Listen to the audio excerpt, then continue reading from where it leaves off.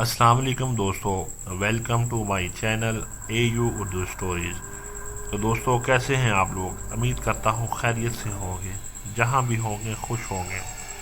हमारी आज की कहानी बहुत खौफनाक होने वाली है, तो बिना देर किए चलते हैं आज की कहानी की तरफ। कस्बे के बाहर एक वसी मैदान के बीचों बीच सुरमई रंग का अजीम शान किला था। किसी को किले के अंदर जाने की जुर्रत नहीं होती थी। सबको मालूम था किला असीब ज़दा है। अगरचे सब जानते थे कि किले की दीवारों के अंदर कोई नहीं रहता। रातों में किले के बड़े बड़े सुनसान कमरों से एक कमज़ोर सहमी हुई सी आवाज़ सुनाई देती थी। कभी कभार किले की चिमनियों से आग के शोले निकलते और ये शोले किसी आग के भूत की तस्वीर बनाते और ये तस्वीरें फ़ज़ा में बुलंद होती और स्याह आसमां में गुम हो जाती।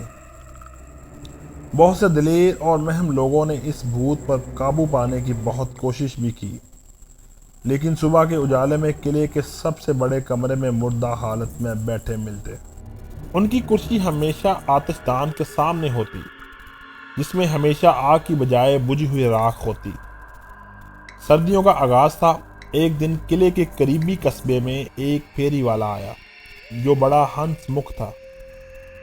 इसका नाम इलम दीन था और वो बहुत नाडर नौजवान था।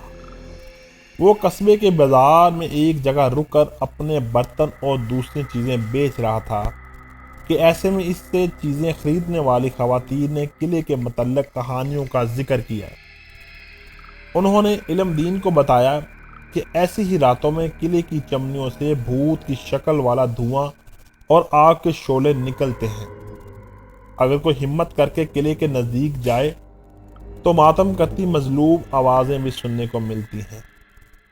इलमदीन ने हैरान होकर उनसे पूछा, मोअज़्ज़िज़ ख़वातीन, मुझे इलमदीन बहादुर के नाम से जानते हैं लोग। मैं किसी इंसान से डरता हूँ ना किसी भूत से। मैं सिर्फ खुदा की ज़ात से डरता हूँ।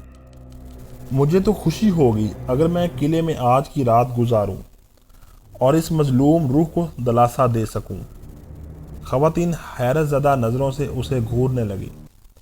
फिर उन्होंने इलमदीन को बताया, क्या तुम जानते हो, अगर कोई किले में चिमटे हुए भूत को भगा दे तो किले का मालिक इसे इनाम में 1000 सोने की अशरफियाँ देगा।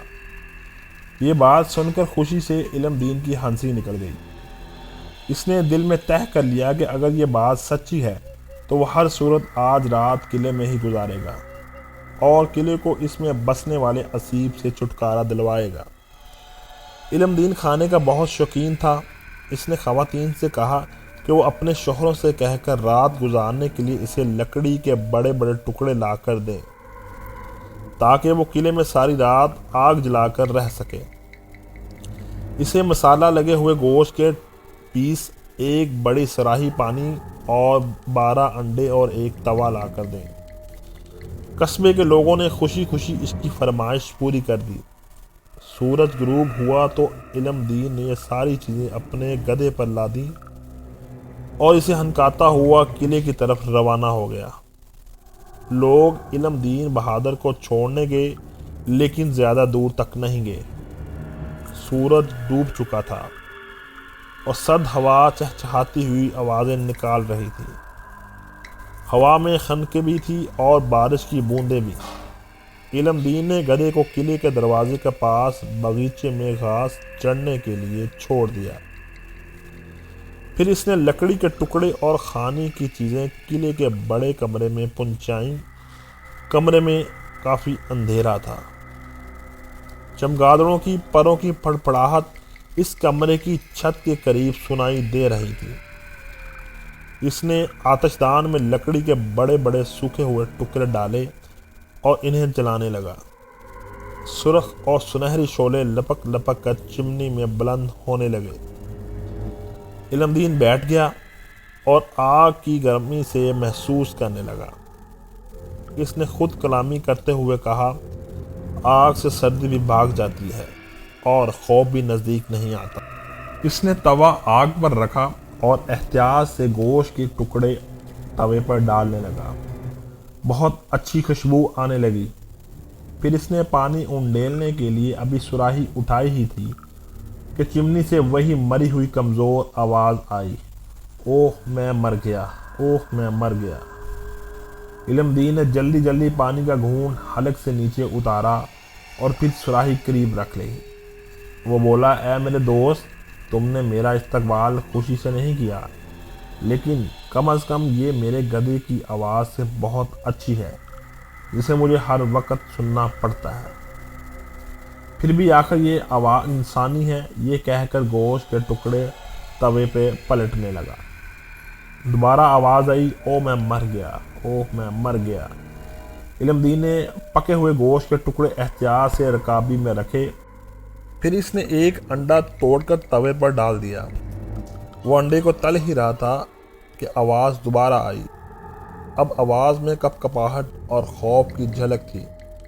کوئی بولا، نیچے مجھے سنبھالنا، میں گرنے والا ہوں۔ علم دین بولا، ٹھیک ہے، لیکن میرے توے پہ نہ گرنا۔ تبھی دھپ سے کوئی چیز گری۔ یہ انسانی ٹانگ تھی جو چمنی کے باہر قریب ہی پڑی ہوئی تھی۔ ٹانگ پیجامے میں ملفوف تھی۔ علم دین نے ایک گوشت کا ٹکڑا انڈے کے ساتھ کھایا اور پانی کے 2-3 گھونٹ بھرے۔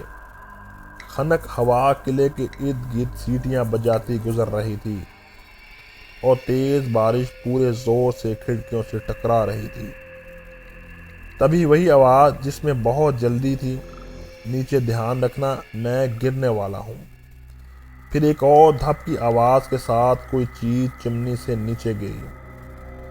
علم دین نے قریب پڑی چیز کو دیکھا، وہ دوسری انسانی ٹانگ تھی جیسی پہلے تھی۔ علم دین آتش دان سے تھوڑی ہٹ کر لکڑی کے اور ٹکڑے لایا اور انہیں آگ میں جھونک دیا۔ پھر اس نے گوشت اور گوشت کے قتلے انڈے توے پر ڈال دیے۔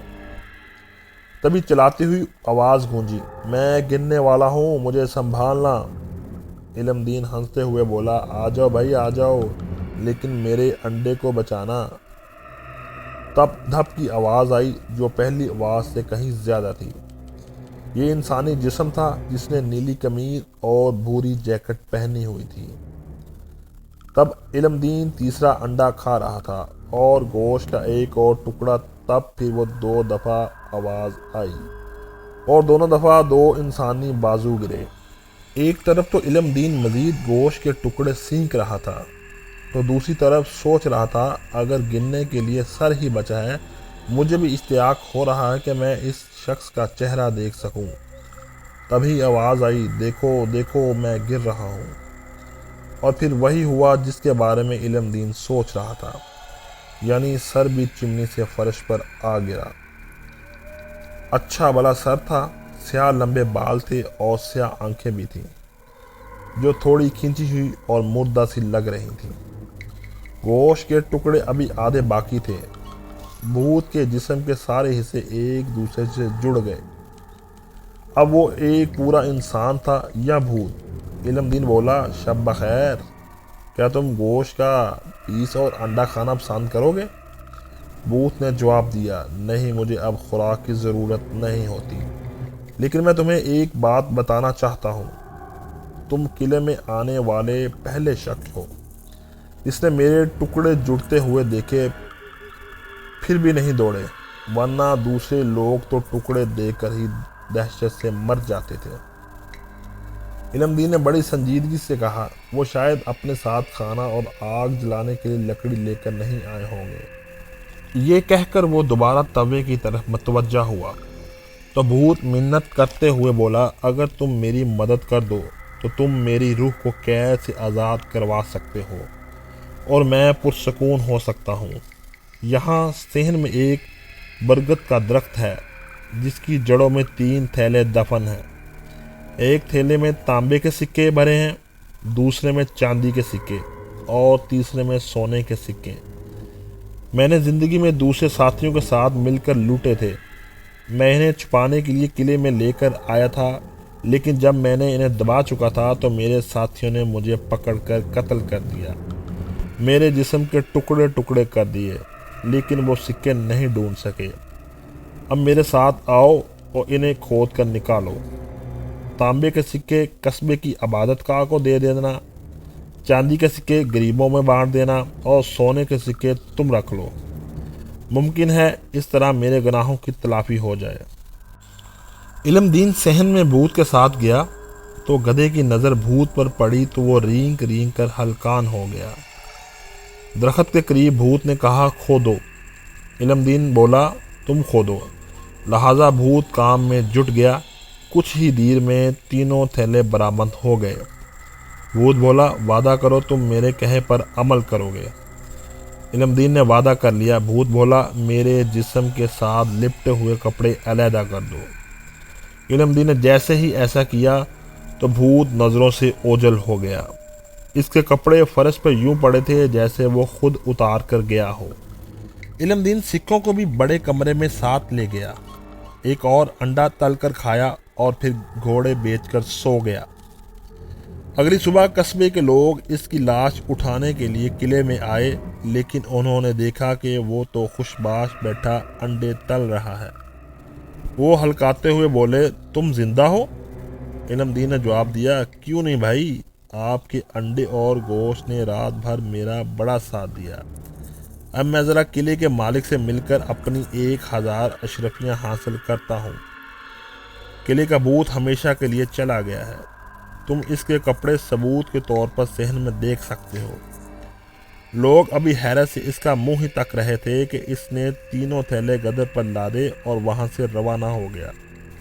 पहले इसने किले के मालिक से अशरफियाँ हासिल की, फिर वो कस्बे में वापस आया और इबादत गाह के मुंतज़मीन को तांबे के सिक्के दिए, फिर गरीबों में चांदी के सिक्के बांटे और सोने के सिक्के और अशरफियों से कस्बे के बच्चों को नाडर और बाशऊर बनाने के लिए एक स्कूल कायम कर दिया।